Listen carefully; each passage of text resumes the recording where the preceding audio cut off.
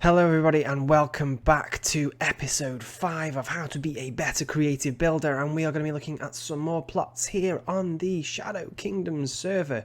As always, I'm going to say it now and not at the end because you lot don't watch to the end. I know, I look at my statistics. Please subscribe. We are nearly at the 100 now. We're 87 subscribers, so final push guys. Everybody go slam that subscribe button.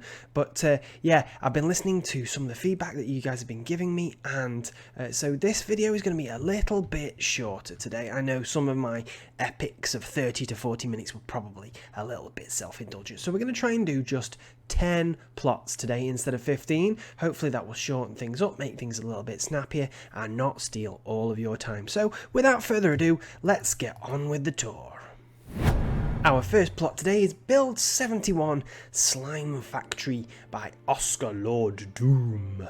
Fantastic in-game name there. And I'm gonna say this is gonna be a tiny bit of a telling off, because this is a great idea in concept. It's a real fun idea. This is obviously the slime factory, and there are some really fun aspects to this build. I like how it's a slightly unique architectural style. But first things first, when you've got a plot this small, guys, finish it off. Look at all that blank space. It would not have taken much time at all to whack a bit of terrain in there, make it look a bit more interesting. The other thing I want to point out about this build, as fun as it is, when you go inside, you can't actually access all of the inside. You can see some of the machinery in this front part, but you can't actually get round to any of the back parts because, as you will see, the doors are shut. Look. Now, I'm sorry, but we can't look at all your hard work on your plot if you keep the doors closed. So, slight telling off there. If you want people to see your builds, open them up. Now, if you climb over, you can actually get in, so it's only a minor telling off. But really, make it easy for people to look around your plot and appreciate your build and your hard work, because otherwise, hey, what's the point? There's some nice little touches, the little hazmat suits for the hazardous slime farming. It's a great fun plot, but simple things could make this from a fun little plot to a really good little plot. So finish your plots, open your doors. Now we're going to move on to our second plot for today. This is Build 72 Temple of Earth God. And yes, it's that time of the episode again, folks. It's Queen Bethic's plot. Yes, once again, 5 episodes in a row, Queen Bethic has managed to get another build in. And it's another good one, folks. So let's have a little look around. And I've decided to start this plot where the spawn point is. I know sometimes I ignore that and fly away, but I thought this might be a good way to start this plot. So as we can see, fairly interesting large communal space, maybe a worship space. Looks a bit temple, as in the name, Temple of the Earth God. You get that feel, don't you, that some ceremonies have gone on here on this great big altar with this huge design in the back there. But where this plot starts to get really fun for me is when we go out of the door through these massive super height doors and into this once again fantastic terrain. Look at this, these fantastic trees, this little village, and this, look at this outer design for this temple. This is the most crazy, over the top, surreal terrain here, just used as the backdrop for this temple. But it's a wonderful idea, these large trellises, kind of pillars, almost holding up that rock structure there, that makes this really grand entrance. You really do feel like you're walking into a temple with this overgrowth growing up and around, this abundance of wildlife. And as usual, we've got these organics, this giant fruit being placed here, very reminiscent of other stuff we've seen from Queen Bethic before. Again, really solid use of smaller structures here, showing real flair. Wouldn't it be wonderful if desert villages felt more like this in game, I think this would feel much more immersive than the pretty lackluster versions we get from Mojang. And I have to point this out on a slightly self-indulgent note. I have to say thank you to Queen Bethic because, oh, look at that! Love for Mediacraft. Thanks, Queen Bethic. It seems that my attention has not gone unnoticed. So, there's not a lot to say other than great work here, I think. It's interesting terrain. It has a lot of variations with the ground floor and then these massive cliffs, and then using that as the backdrop for this temple is a really nice idea. It means you don't have to worry too much about structure because most of the structure is underground. It's a clever way of making a little less work for yourself. One tiny criticism, I don't know if it's a criticism or an observation. Once you come in here, some of these walls and ceilings are a little bit bare. It would have been nice to see that lovely roof work that we've seen from Queen Bethic before, really finishing off the sides and top of the actual inner temple. But overall, really enjoyable plot, really good organics, really good structures, a great builder to try and emulate. So well done once again, Queen Bethic. Once again, folks, it's great to see different styles of building on any creative server, and this is no exception. We've got something slightly different, and although we've not seen it so far in the 5 episodes that we've done, we're going to see something fairly similar twice in one episode today. So it's going to be interesting to compare this plot, which is Fantasy on Moscow, by Marika. I think I'm pronouncing that right. It's amazing. I've seen Mari so much on the server, and yet I still don't know how to pronounce the name. So we're going to go with Marika, and sure, someone can correct me if I'm wrong, as always, in the comments down below. But let's have a look and see what has been done here. And it's obviously reminiscent of a real-world architecture. We've seen the reference to Moscow in the name, ST.BASIL'S Cathedral, with these kind of tulip-shaped roofs, but this isn't quite in that style. It's a slight riff on it, a slightly fantastical version of it, with this architectural style underneath. It's taken inspiration from the real world, but hasn't been slavishly fastened to it, which I like. I like the idea of taking ideas from different cultures and architectural styles, but mixing it up, making it your own, and making it new and unique. And I think that's something that Mari's done really well here. These precise curves of these tulip roofs are incredibly difficult to do, and I think has been done really very well here. And again, I know I say this all the time, but I don't think I could do it, so just real well done. The one thing I would like to have seen, it would have been nice to have a bit of interior in this, but the exterior is lovely. It's very understated and subtle, with these little gardens and nicely chosen flowers that key in with the colours on the domes themselves. It's a nice little touch that you notice that the colours match with the architectural style, and the palette choices there. So yeah, lovely build, and something worth looking at if you're looking for inspiration on the server, so come along. On our way to some of the slightly larger plots towards the end of the episode, we're going to make a quick pit stop here at build 74, Modern House, which I don't remember the name of the builder. There we go, Seeker 2008. It's a small build, strangely, on a very large plot. I'm not quite sure why they did that, but hey, I'm sure they wanted just to get something up quick to maybe get a first rank. But all I wanted to point out here is a few things that we can learn from when we're first beginning. We've got a modern architectural style here, but the modern house, clean lines style, for me clashes a little bit with the cobble walls and the long grass in the yard. If you're going to go for a certain style, try and be consistent with everything on the plot.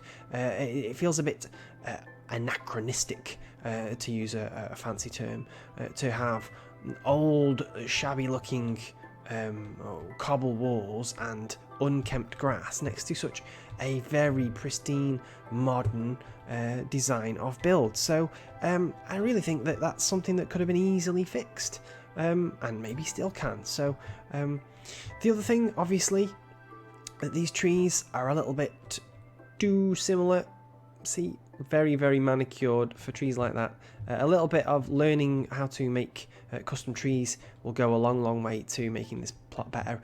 And as we said in the first plot this episode, we have an interior here, but we can't get in the doors. Guys, leave your doors open so we can see your building prowess. So thanks for letting us have a quick look here, Seeker 2008, and keep up the good work. So into the second half of the episode now. We're at build 76, Forest Mansion by Prison, and the builds start to get a little bit more impressive on the whole from here on in.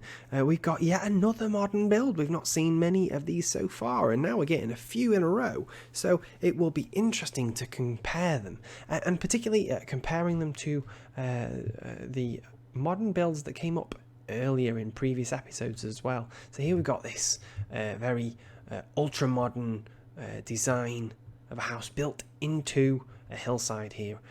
So good look at it from a distance here in this wooded landscape. I'm not much of a fan of the oak planks on the oak bark. You're much better putting spruce planks with oak bark because they match tonally slightly better. Just a wee tip, probably my own preference a little bit as well. The other thing I would like to say about this is, for a house that is so large, this is a very humble entrance. I would have expected something a little bit grander for an entrance, but we're going to have a little look in here and see. It looks quite dark as well, so remember guys, if you're going to build underground, we need some lighting. But I'm going to put night vision on so that we can see it properly, and all the details and all the effort that Prison's put into the build. So I like these sugarcane entrances. Nice detail. Nice big pictures on the walls, and this water feature feels suitably grand and modern, in keeping with the architectural style. I would say it's a massive build inside, but why? These great big hallways seem to be slightly purposeless because they are so large. I know that's a little bit the feature of the architectural style, but that feels to me just a tiny bit too big, and because it's so big, it's a struggle to fill it. But again, nice detailing on the walls, nice modern style. Not sure as well about the same coloured planks throughout. I'm not sure if that matches the modern. I suppose, again, personal taste. So much of this is personal taste, but as we explore through this, you'll see there's lots of these huge beds and these little viewing areas. I like this. It's a lovely little nook here to see the world out of. I think as well, normally when you see these kind of viewing rooms, if you'd like to call them that, in real life, you'd normally have an actually fancy view out there. You might have a sea view or something along those lines to look out of. Now, I suppose it's nice to look out in the forest, but it might be worth thinking about trying to find a feature to show off out of those viewing rooms. And we're going to see there's a few of those throughout the place.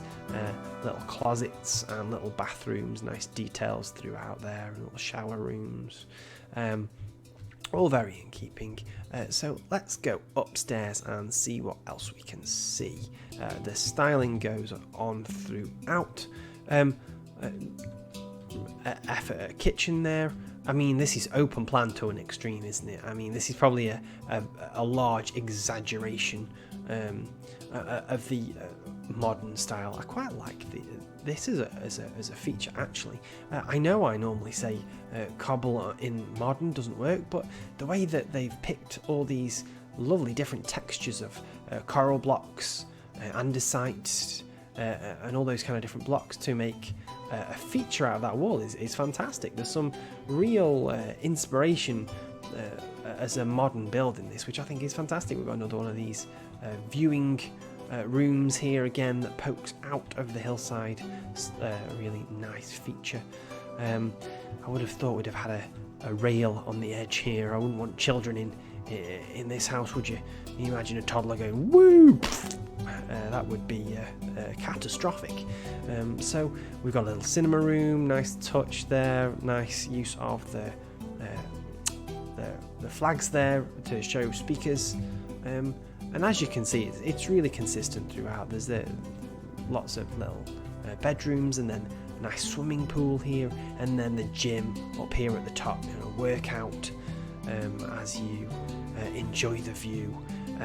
This is for anyone who's seen the film Ex Machina, it reminds me so much, this building does, of the mansion of one of the main characters in it. Great film if you're old enough to watch it. It's slightly adult though, so none of you little ones go watching it now. But if you're old enough and big enough, go watch it. Fantastic sci-fi film. But for now, let's head on to our next plot 77. Now, as we start this plot, I'm sure you can agree this is quite the spectacle. This is build 77, entitled BRAINPOX.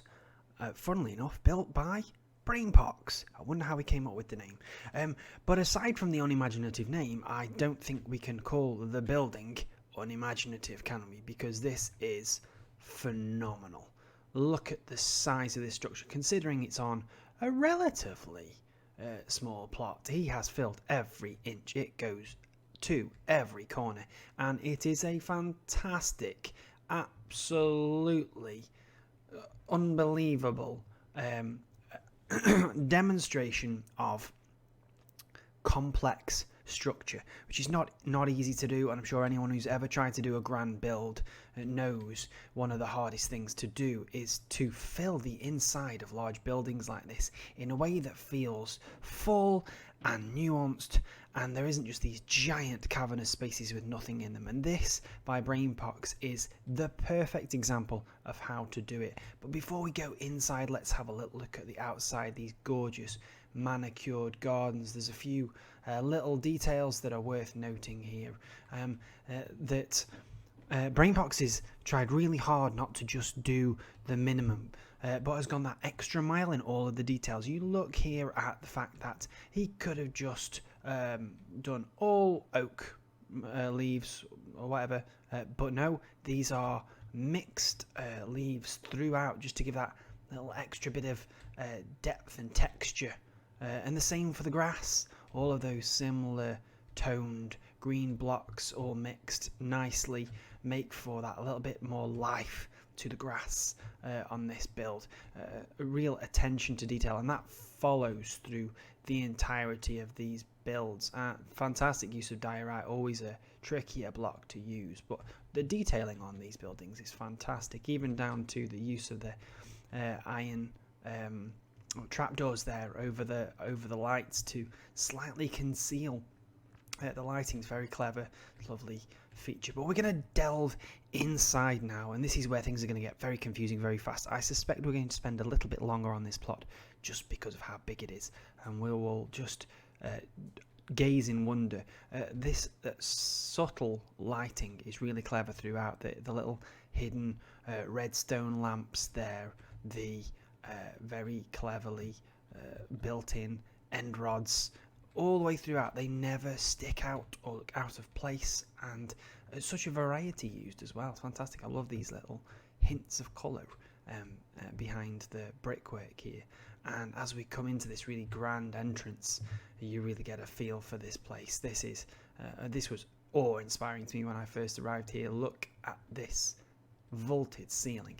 It is a vast space, really truly vast building, and because of the size of it, BRAINPOX is able to do some things that you just couldn't do in a smaller build, and one of them is things like this enormous great big dragon statue in the main entrance. Really gives a feel of grandeur to the place, doesn't it? Not easy to do. We'll have a quick whiz through some of the corridors here. It is a bewilderingly complex structure. There is so much to see that I can only scratch the surface here. So what I'm going to do is just point out a few of the things that I thought were particularly interesting that made this large building feel so alive and complex and interesting. And one of them is the idea that although this is a straight corridor, as is that one, mirrored either side, he could have done straight line down one side, straight line down the other. But no, look at this. These are slightly tapered walls here that they go in by a couple of blocks every, 15 odd blocks. It's such a tiny detail, but this place is full of all of these tiny details that make the place feel more, I suppose, real world and less dependent on the square blocks that are the basic building blocks of Minecraft. It's those tiny details that lift it from being another square box, but there's details throughout these fantastic grand libraries, little nooks here, and throughout there's phenomenal amount of detail and difference in the different aspects of the build. Every time I come on this plot I find something new, but lovely spaces. Here we are out in one of the outer buildings here, that we've come through the roof space of these big long corridor walkways. We're going to zip back quickly into the main building though and have a little bit of a look further up and up and up, and this place goes on forever. It's amazing. So you get up to these balcony layers all the way up. There are more layers from which you can see the builds at different heights and different angles, and there's these lovely rooms rather off to the sides where you've got these great fireplaces and giant great big bed. That is one thing I found slightly strange about this plot. It's a minor criticism if it is at all, is this build felt to me more like a government building, sort of a public building, not a mansion that you'd live in. And yet throughout here there are beds and bedrooms.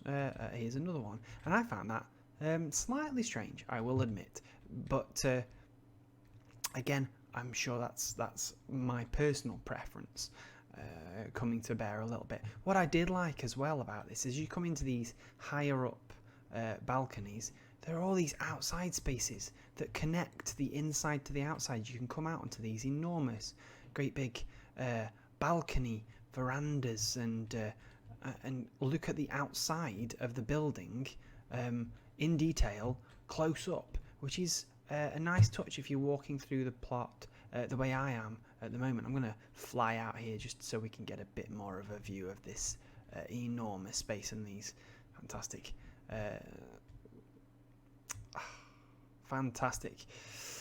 lighting throughout, and as we go all the way to the top we can see, I have no idea how BRAINPOX has even thought to structure this. I honestly do not know how this was planned. It would be fantastic actually to have a chat with BRAINPOX and get his method for how to build such a complex structure. Here we go again. At this level you can walk out and look over these balconies out onto the exterior of the buildings, and that goes throughout. I've only found a couple of them so far, but if you look on the outside, they're everywhere. They're fantastic, and it allows you to appreciate the detailing up close in a way that you don't find with other builds. There's these balconies on the front here. Look, there you go.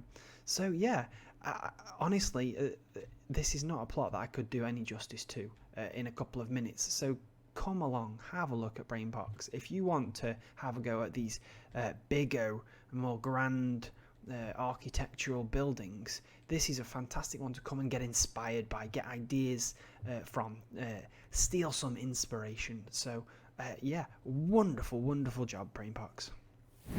Now, I told you folks that we would be seeing this architectural style again in this episode, and here we are with some more tulip-shaped roofs, and this time we're at build 78, which anyone who is a bit better travelled or good at their geography will know this is an actual real-world building. This is St.BASIL'S Cathedral, this time built in Minecraft by Lockenoyer, and this is phenomenal. We were looking on the last plot at complex architecture and builds, and this is an unbelievable example of that. This is faithfully replicated a building which in real life is a bewilderingly complex piece of architecture and has been recreated in block form here by Lockenoyer on again a relatively small plot, but with such accuracy. I will try and throw up some photos alongside this when I edit to show you just how unbelievably accurate this build is. This is St. Basil's Cathedral in every detail. Wonderfully done. The detailing on the walls and these towers are not only impressive because they're accurate, but they work in Minecraft as well. They're not just slavishly put in, but they're done really elegantly within the constraints of the blocks. And these tulip roofs are just wonderful. They really are perfection in this architectural style. So I think we have to give massive credit to Lockenoyer for what must have been an incredibly time-consuming and precise job to recreate such a subtle and elegant building in blocks. And there's even interior in this. It's wonderful. I love the use of the red sandstone here. You don't see that used very often, but these floors, look at these floors, brilliantly done. Really faithful to the original, and yet really exciting to look at. Now I have got night vision on here so that we can see, because one thing Lockenoyer hasn't worried about doing is putting too much lighting. There are some lanterns in the floor, but they have asked for viewers to look at this with night vision, because let's face it, creating something this complex must have been hard enough without having to worry about lighting the place as well. You can see we have not just a square on building, but these kind of jetting off aspects, diagonal walls, this whole section here off at an angle. Fantastic level of detail. The curves on the paths, all accurate. Again, if we're going to talk about how to improve your building in Minecraft, try and do this. Maybe not with St. Basil's Cathedral. That's not exactly entry level. That's pro level right there. But pick a building, any building that you've seen or you've got photos of from Google. You can even go to Google Maps and see all the way around a lot of these buildings, these famous buildings, and try and recreate them. Just the act of trying to render something from real life into Minecraft will improve your building ability no end. It is wonderful practice. But Lockenoyer, this is a phenomenal effort, really well done. I don't think I've seen many, if any, real world builds rendered into Minecraft just as well as this plot is done. So unbelievable, well done. Two more plots to go, and here we are at Crow's Nest by OLDSEED, who I think we have featured before in these episodes, and has returned with another great build. We've chosen to start here at the designated spawn for a couple of reasons. One is there's some stipulations as to how to see this plot best here. Don't do night vision and set to 3 AM. So as you can see, we are at 3 AM here to give the desired atmosphere that OLDSEED's going for. What I would also like is to point out is we have a whole entire backstory here, which is unbelievable. I am not going to go through all of these, I don't know what, 15 signs. If you want to have a little read of the story, it is really well crafted and worth a look. So come and see the plot for yourself. But for now, we're going to have a little fly around and have a look at the build itself. It is a charming one. We have a castle keep on a rocky shoreline, and really nicely done here. Nothing that we haven't seen in Minecraft before, but done to a really good standard throughout. Lots of good detailing, heavy use of the anvils here. It's a good job this wasn't done in survival, because you would have taken a long time mining that amount of iron. But as you can see, these cliffs are a nice backdrop setting to this castle here, which, as we can see, is all built on angles. And I think this is what sets this apart from other, shall we say, more entry-level castle keeps, in that the whole thing has been done on an angle to give it that slightly more organic, real-world feel. And it works. It's fantastic. Again, not an overly complex structure. These towers on the outer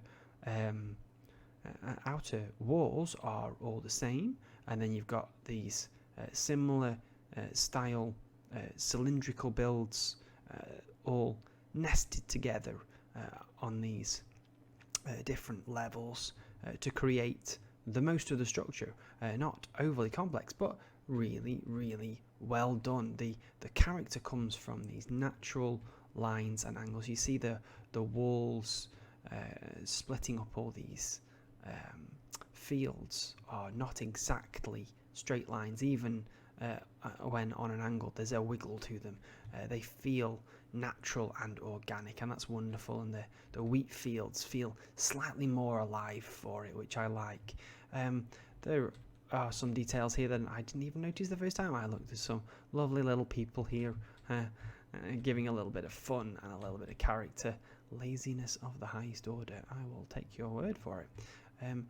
Let's have a little investigate here, because there's obviously something underground as well. So let's have a little wander down into the bowels. This is one of the advantages if you're going to work on a plot, as OLDSEED's done, is raised the main build up by a good 30-40 blocks maybe, is it gives all this space underneath that you can do more stuff with. And this seems to be a very intriguing little passageway that leads right from the top of the cliffs right down to this little inlet, this cove, which is a great detail. It'd be lovely to imagine the smugglers bringing in contraband to the place through those tunnels, perhaps, or a quick getaway if needed. But yeah, wonderful work on this. All stone and wood, nothing overly mould breaking, but all done really well. One point of detailing here, which I quite like as well, and I haven't seen before, is the grey banners here against the grey wall, which, because you only ever see them from far away, you barely even see they are there, and yet they just add that tiny little shimmer of extra depth, which is a really neat idea and worth playing with, I think, for anyone looking for something fresh and new to bring to their builds. So some inspiration for you guys there. If you haven't tried it before, build on angles. Don't build straight lines, even straight diagonal lines, and have a go at playing with some of those banners for detailing. 3 really good tips to try and change up your builds and hopefully improve them for the better. And finally, here we are at our last building of today's episode, build 80 Fossil Forest by Negative Bear. And this is a really fun, light-hearted, interesting plot to finish on, with a really strong theme, as you'll see as we come out of this strange earthen dwelling here. I love this. Feels like a reinvention of the classic Minecraft survival dirt hut that everyone starts with, just reimagined slightly more interestingly for a creative build. A wonderful idea. But as you can see, this fossil forest theme goes throughout this. You have these wonderful bare bones sticking out of this swamp-like terrain. Wonderfully done. Subtle brown muted colours throughout really give it that swampy vibe, but there's lots of fun and life about this. Nevertheless, you can see these fun I'm assuming dinosaur prints there on the floor for you to find if you look. These lovely little reptile-like creatures scattered throughout give lots of fun and interest to what is a fairly simple build. You know, it's not a large plot, but it's filled with lots of fun stuff. Here's an even bigger one. I love these iguanodon like creatures. Very simple but effective. Nice terraining, these cliffs done really nicely. As you can see, the palette choice of the different tones of grey works nicely here because they're all close enough that one of them doesn't pop out, and it's not randomly spammed either. There is some sense of not total randomness about the way that these cliffs are textured, which makes them much more appealing to the eye. There's one final detail in here. There's a little cave which I think we should have a little look into. It's not a big detail, but I love that these little hints of the bones go into the caves as well. It's really fun. Not quite sure what this colourful exposed thing is here.